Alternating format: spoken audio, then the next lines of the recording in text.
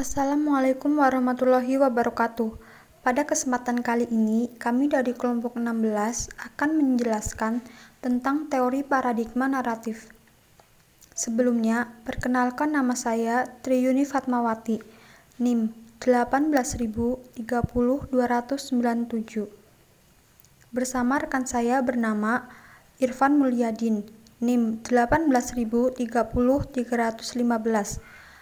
Teori paradigma naratif ini dicetuskan oleh Walter Fischer. Tradisinya adalah retorika. Konteks dari teori ini adalah publik atau retorik, yang mana berhubungan dengan orang banyak atau dengan media.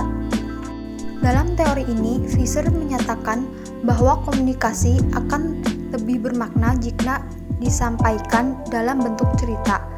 Konsep ini menjunjung tinggi gagasan bahwa komunikasi terjadi antara narator atau pencerita dan pendengar dalam bentuk cerita. Ada 3 konsep utama dalam teori ini. Yang pertama adalah narration.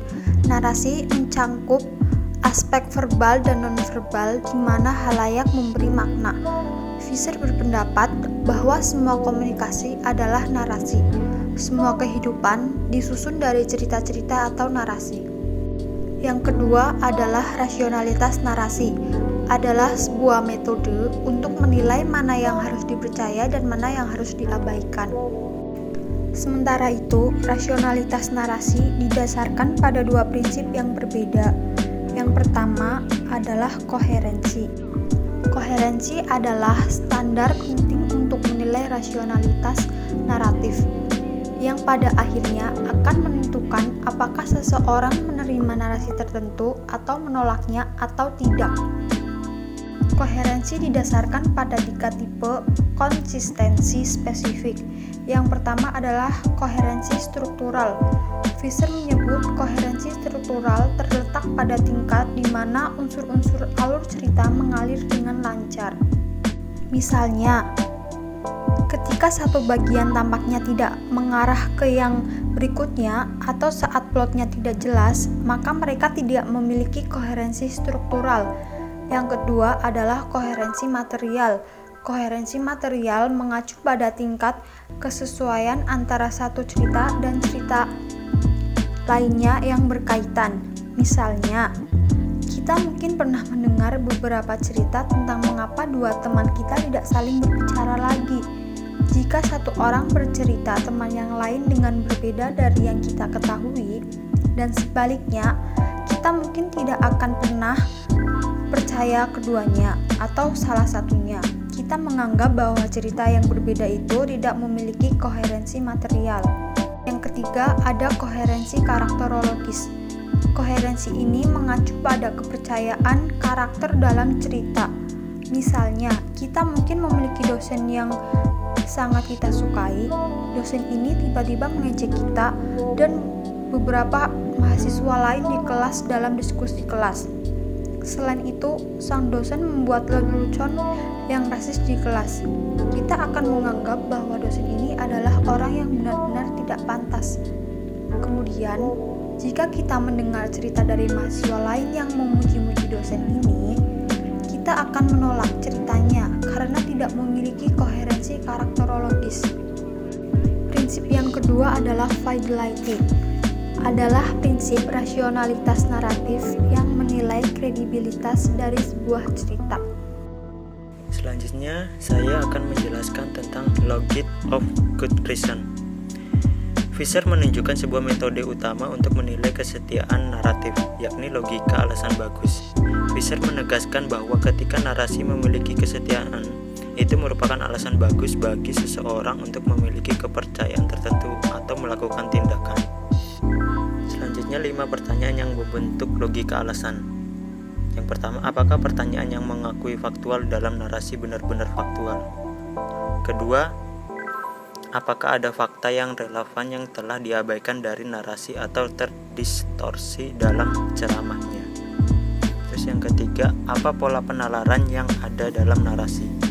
Keempat, seberapa relevan argumentasi dalam cerita terhadap keputusan yang bisa dibuat oleh khalayak? Kelima, seberapa baik narasi menangani masalah penting dan signifikan dari kasus ini? 5 pertanyaan yang mengubah logika alasan menjadi logika good reason. Yang pertama, apa nilai implisit dan eksplisit yang terkandung dalam narasi tersebut? Kedua, apakah nilai-nilai sesuai dengan keputusan yang relevan dengan narasi? Ketiga, apa efek dari mengikuti nilai yang disematkan dalam narasi? Keempat, apakah nilai dikonfirmasi atau divalidasi dalam pengalaman hidup? Kelima, apakah nilai-nilai naratif dasar untuk perilaku manusia yang ideal? Asumsi. Yang pertama, sifat dasar manusia berakar pada cerita dan penceritaan. Kedua, orang membuat keputusan tentang cerita mana yang akan diterima dan mana yang harus ditolak berdasarkan apa yang masuk akal bagi mereka atau alasan yang bagus. Ketiga, rasionalitas naratif dipengaruhi oleh sejarah, biografi, budaya, dan karakter. Keempat, orang percaya pada sebuah cerita sejauh cerita tampak konsisten dan jujur. Kelima, dunia adalah kumpulan cerita dan saat kita memilih di antaranya. Perbandingan antara paradigma naratif dan dunia rasional. Paradigma naratif yaitu manusia adalah pendongeng yang pertama. Yang kedua, pengambilan keputusan dan komunikasi didasarkan pada alasan bagus. Alasan bagus ditentukan oleh masalah, sejarah, biografi, budaya, dan karakter.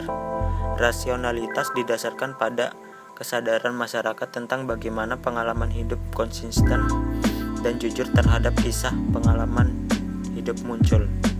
Kelima, dunia ini dialami oleh orang-orang sebagai kumpulan cerita yang bisa dipilih. Seperti yang kita pilih, kita menjalani hidup dalam proses penciptaan kembali secara terus-menerus. Paradigma dunia rasional. Yang pertama, manusia adalah makhluk rasional. Kedua, pengambilan keputusan didasarkan pada argumen. Ketiga, argumen mematuhi kriteria khusus, kesehatan, dan logika. Keempat, rasionalitas didasarkan pada kualitas pengetahuan dan penalaran formal. Kelima, dunia dapat dikurangi menjadi serangkaian hubungan logis yang terbongkar melalui penalaran. Sekian presentasi dari kelompok kami. Lebih dan kurangnya kami mohon maaf. Wabillahi taufiq wal hidayah. Wassalamualaikum warahmatullahi wabarakatuh.